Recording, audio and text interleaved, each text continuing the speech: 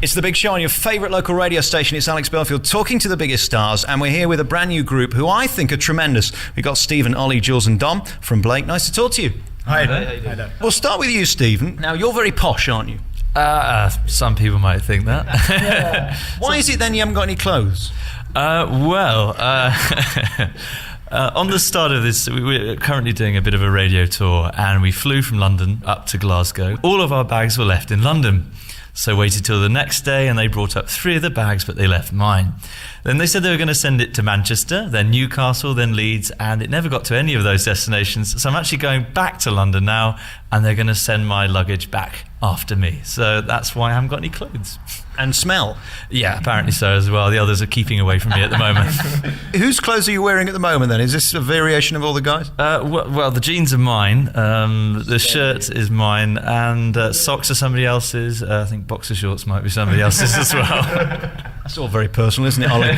We're going to talk about the band now. We played a track to come in with, and we're going to end with a track. You're very Il Divo-esque, but you're very different because, A, you're all British, and you seem to take yourself less seriously than Il Divo, although I'm a big fan of theirs. Well, that's right. I mean, they're good lads. We haven't met them yet, but you can't take yourself too seriously in this business. I mean, this is music. This is entertainment after all. You've got to be entertaining. You've got to be. I mean, I used to be probably a very stuffy, sort of upright classical musician.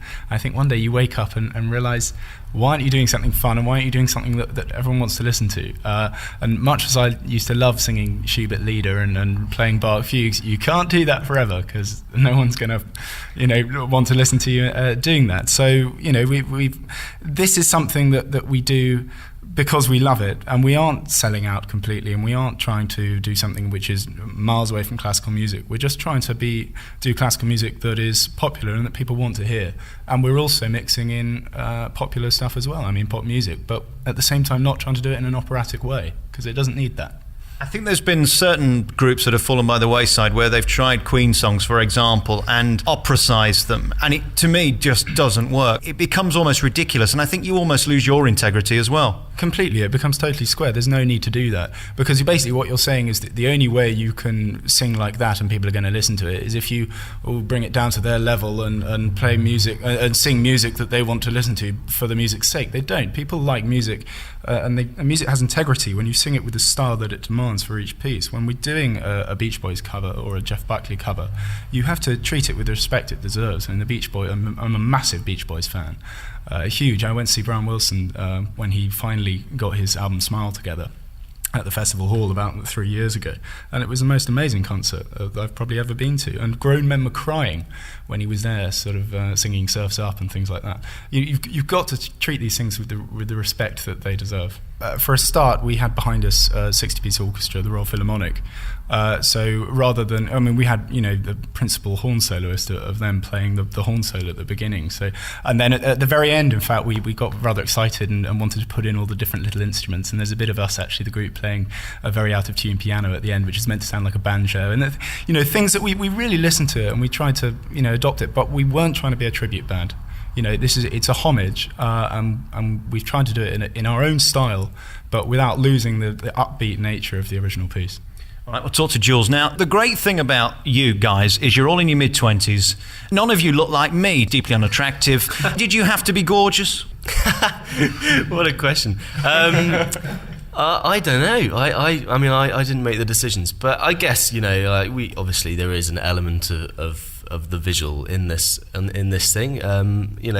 It's very flattering to have been asked to do this and to get a record deal. For us, it's, what am I supposed to say? For us, it's about the music, and we worked very, very hard on the album, which we're really, really proud of. And I was just saying earlier, I don't think I could be promoting this album unless we were really, really happy with it, and I think we are really happy with it. So, how are you enjoying talking to idiots like me at the moment and going around all the different radio stations and doing TV? Presumably it's still exciting at this point. Oh, it's great because it makes us sound really clever. And it's really good fun. I mean, we're having this, you have the same conversations, but it's always different because it's always with a different person. I've been to cities I haven't been to in the last couple of weeks. It's great when you have DJs and journalists who are behind you and believe in you and really want to sell your cause. And, you know, we're having great fun taking it around the country and hopefully reaching out to a lot of people. At the moment, presumably you can live your lives without being noticed. For Il Divo, I interviewed them very early on. I was one of the first people to interview them. 6 months later, when I did them again, they'd got security, they got 1 million people around them, and they literally had 100 people waiting outside the building as they came in. It can happen very quickly, and I think you'll probably know within the next few months whether it's worked or not. I think, this is, I mean, we've said it before, but you do have to take each day as it comes. It's a cliche, but it's just true in this case. We do not have any idea what we're going to be doing in a month's time from now or 6 months' time from now. All we can do is to go out there and let people know about the album, let people hear us sing live, and just show them, you know, the characters we are. And from the back of that, if people enjoy it, and, you know, if there are going to be 100 people outside the front of the building in some point in the future, that would be fantastic. But we're not preparing for that. We're not getting the security ready in the wings just yet. How do you sum up what you do? What is the type of music, and who are you aimed at? I think realistically, the type of music, to give it its genre name, is classical crossover, which essentially means it's going to be classical music mixed in with pop music. Looking at the album, for instance, half of the tracks there, over half of them are classically inspired tracks, and just under half are popular tracks. So in essence, that's what we're providing. Other ways to describe it, I suppose, is that we choose a very eclectic mix of music, so that it's not a whole album of classical or a whole album of popular. I think that's probably the best way to put it. Well, you see, Stephen, listening to you, I'd think you were singing madrigals, and then, you know, Jules, I'd look at you and think you were singing pop music, because you're very different, aren't you? We are very different, and Jules is the Peter Andre of the band. Shut up. But you're right. I do have a six-pack. No, no. You know, there are moments. There are moments on the album when we do get to use very poppy sounds, and you know that one of our lead tracks, Yo Tu Vois Aimar, there's a big kind of little poppy section going on there, and I personally really enjoyed that. I've got a lighter kind of voice, and I guess that would be my forte. You know, we've got this classical training, and for me it was mainly when I was younger. I was a chorister. I know it's a bit geeky, but I was, and I don't know, I've had the kind of classical experience and then slightly put it behind me, and it became an actor, and obviously enjoy all the things in terms of music that 20-year-old young blokes do enjoy.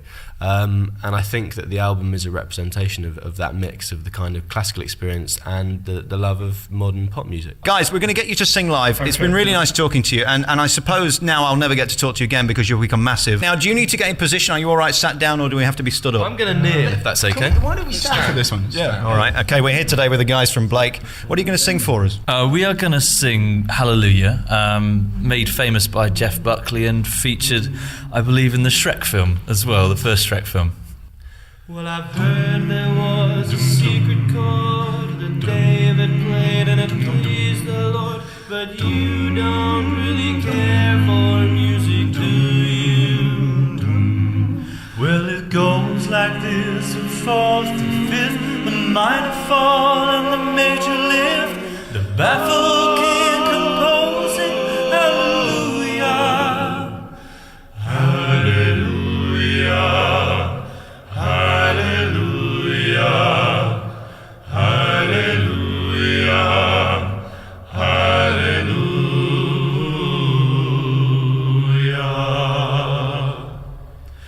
Maybe there's a God above, but all I ever learned from love was how to shoot somebody who outdrew you.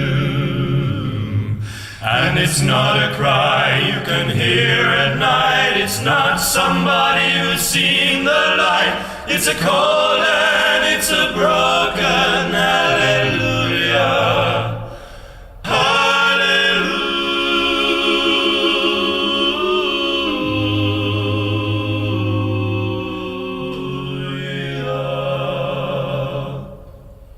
Guys, that was tremendous. Thank you so much for talking to me. Thanks for coming on the programme. Thank you. Blake's new CD is in the stores now.